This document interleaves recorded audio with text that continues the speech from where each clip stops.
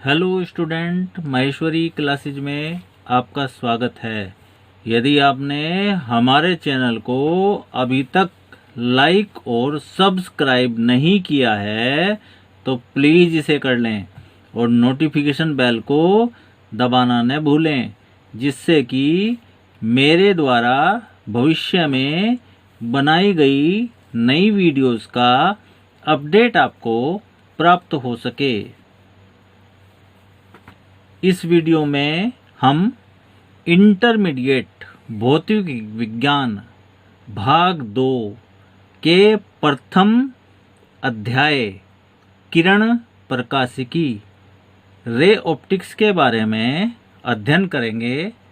परंतु इसमें जो हम इस बार आपको टॉपिक ले रहे हैं वो है अवतल दर्पण के लिए सूत्र का निगमन, derivation of formula for concave mirror.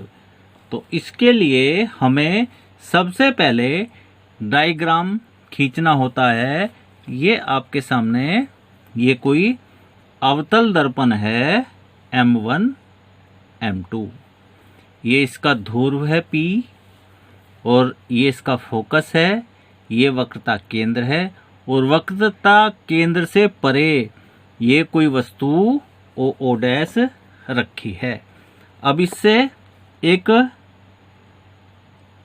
प्रकाश की किरण मुख्य अक्ष के समांतर चलती है। ये प्रकाश की किरण मुख्य अक्ष के समांतर चलने के बाद क्या होगा, ये जब परावर्तन होगा तो परावर्तन के पश्चात फोकस में को निकल जाती है। ये फोकस में को निकल गई। परावर्तन के पश्चात दूसरी किरण वक्रता केंद्र से गुजरती है। यह वक्रता केंद्र है। वक्रता केंद्र में से हम दूसरी किरण गुजारते हैं। ये वक्रता केंद्र से हमने दूसरी किरण गुजार दी तो क्या होगा, ये उसी पथ पर वापस लौट जाती है। तो दोनों किरणें जहां पर मिलती हैं ये मिली यहाँ पे। तो यहाँ पर वस्तु का वास्तविक और उल्टा प्रतिबिंब, वास्तविक और उल्टा प्रतिबिंब आई डैश प्राप्त होता है। और यहाँ पे कोई बिंदु मान लीजिए, मान लिया A है। A से मुख्य अक्ष पर एक लंब हमने डाल दिया AN। तो ये आपका डायग्राम है जो आपको अब इस रूप में दिखाई दे रहा है। तो क्या है कि माना अवतल दर्पण के सामने वक्रता केंद्र से परे कोई वस्तु ये रखी है ओ डैश मुख्य अक्ष के लंबवत रखी है, जिसका वास्तविक प्रतिबिंब ये देखिए, वास्तविक प्रतिबिंब आई डैश पर बनता है। बिंदु A से मुख्य अक्ष पर लंब AN खींचा गया है।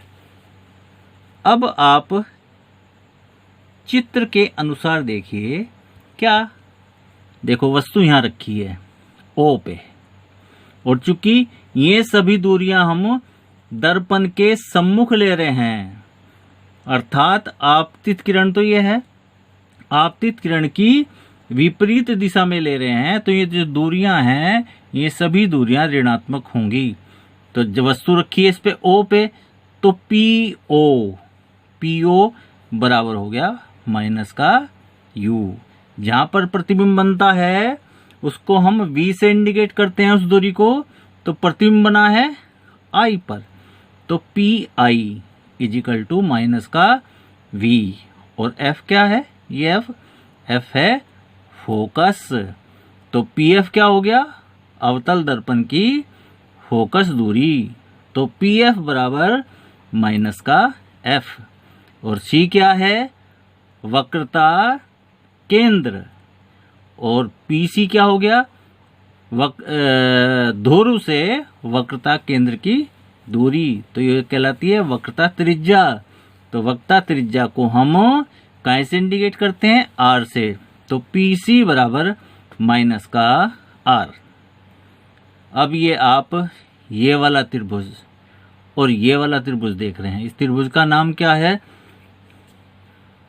ओ ओ डैश सी तथा आई आई डैश सी।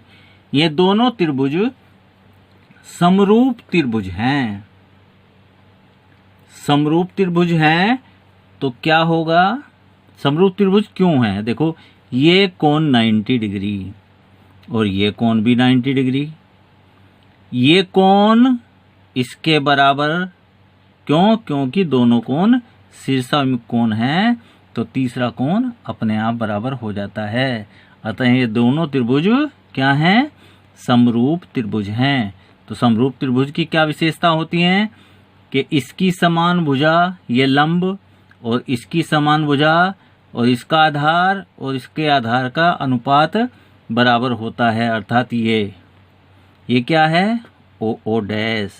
इसका लंब क्या है? I I dash. तो O O dash upon I I dash is equal to, इसका आधार क्या है? सी ओ, और इसका आधार क्या है? आई सी। तो सी ओ अपॉन आई सी। इस पर हमने नंबर 1 डाल दिया।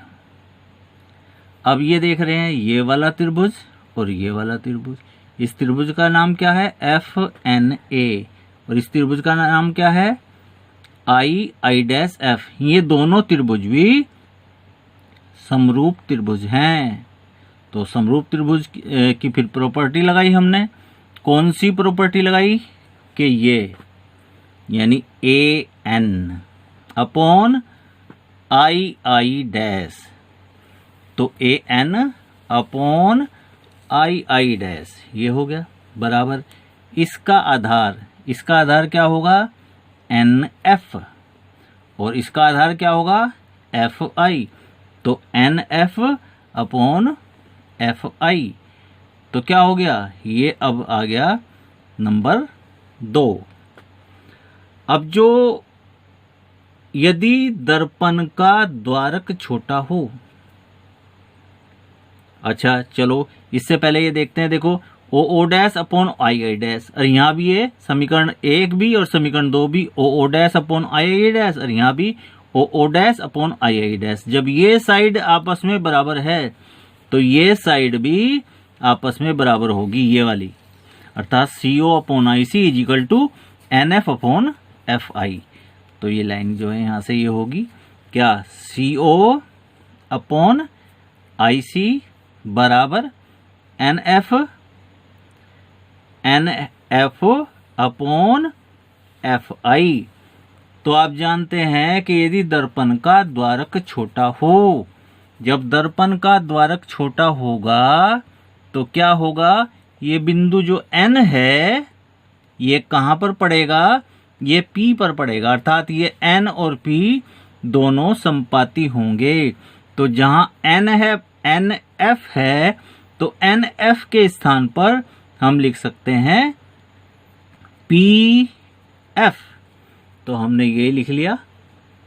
ये आप देख रहे हैं, ये हमने NF की जगह जो है क्या लिख लिया? PF लिख लिया। तो आपके पास ये आ गया क्या? CO upon IC is equal to PF upon FI। इस पर हमने जो है समीकरण नंबर 3 डाल दी। अब हमें सबसे पहले CO का मान चाहिए। देखिए CO कहाँ है? चित्र के अनुसार CO कहाँ है? ये रहा CO। तो CO, क्योंकि ये जो वैल्यू दे रखी है इन्हीं से हमें मान निकालना है।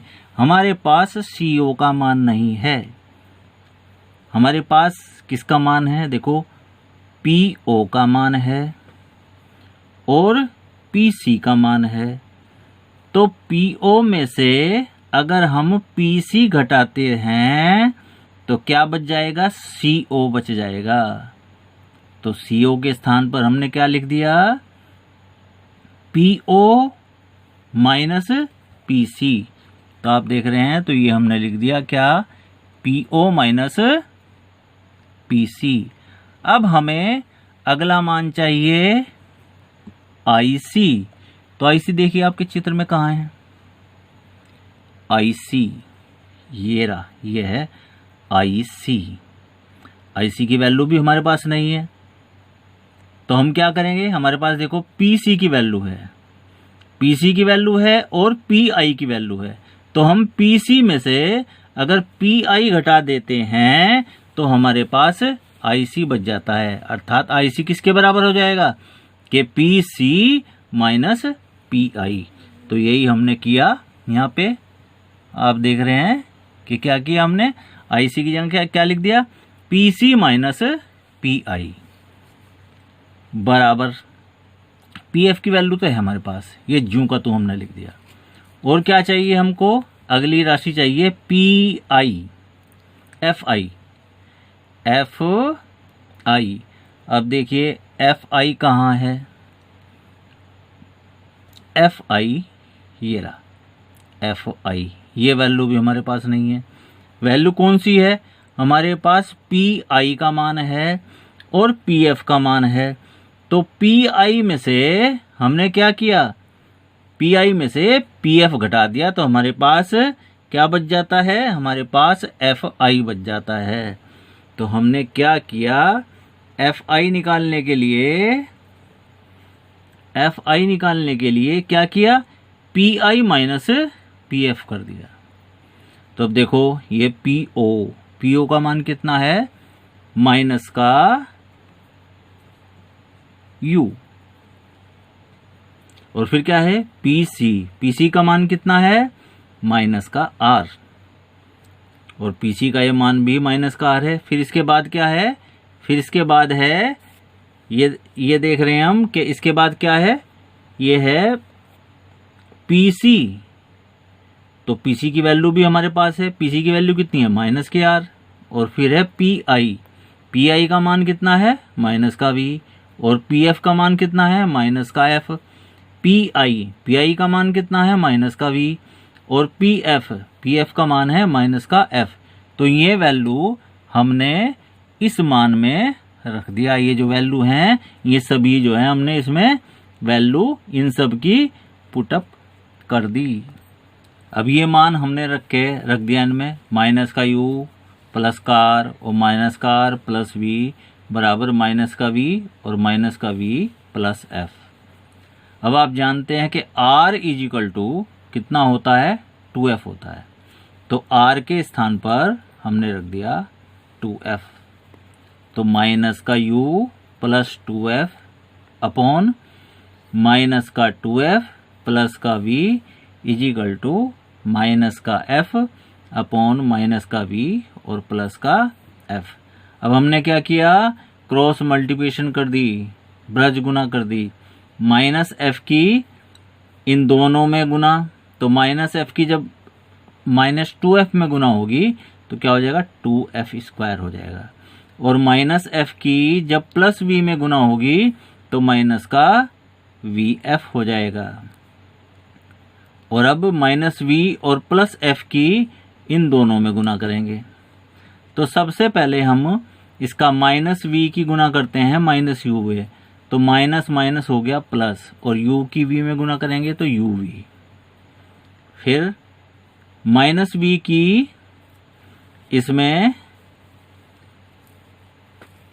2F में गुना करेंगे, तो माइनस V की जब 2F में गुना करेंगे तो जो हो जाएगा माइनस 2VF। ये हो गया, देखो एक गुना ये और एक गुना ये। अब क्या, अब इसकी प्लस F की करो गुना, प्लस F की जब माइनस U में गुना करेंगे तो हो जाएगा, देखो ये हो गया माइनस UF। और जब प्लस F की 2F में गुना करेंगे तो ये हो गया 2F स्क्वायर। अर्थात इस वाले पद की इसमें गुना कर दो, इस वाले पद की इसमें गुना कर दो, गुना करने के बाद ये गुना आ जाती है। अब 2F स्क्वायर से 2F स्क्वायर कैंसिल हो गया। और क्या किया हमने, देखो इसको UF वाला जो पद है इसको हम इधर ले गए, तो UF इधर जाके कायम बदल जाएगा, प्लस में बदल जाएगा, तो ये UF प्लस का हो गया। अब ये 2VF ये माइनस का है, इसको भी हम इधर ले आए, इधर लाने पे काहे का हो गया, वो प्लस का हो गया। तो 2VF में से VF जाके VF बच जाएगा। इधर क्या बच गया, इधर बच गया UV। तो ये आ गया UV बराबर UF प्लस VF। इतना पोर्शन होने के बाद हमने क्या किया कि दोनों पक्षों को UVF से भाग कर दिया। तो UV upon UVF is equal to UF upon UVF बराबर VF अपॉन UVF, यानी प्रत्येक पद को UVF से भाग दे दिया गया। अब जो चीज कैंसिल होती है उसे कैंसिल कर दो, U से U कैंसिल, V से V कैंसिल, यहाँ U से U कैंसिल, F से F कैंसिल, और V से V कैंसिल, F से F कैंसिल। तो क्या बच जाता है, इधर बच जाता है 1 upon F is equal to 1 upon V plus 1 upon U। तो इस प्रकार से ये अवतल दर्पण के लिए UVF में संबंध स्थापित हो गया। अगली वीडियो में हमने जो पढ़ा है वो अवतल दर्पण के लिए UVF में संबंध पढ़ा है। इससे अगली वीडियो में हम उत्तल दर्पण के लिए UVF में संबंध पढ़ेंगे।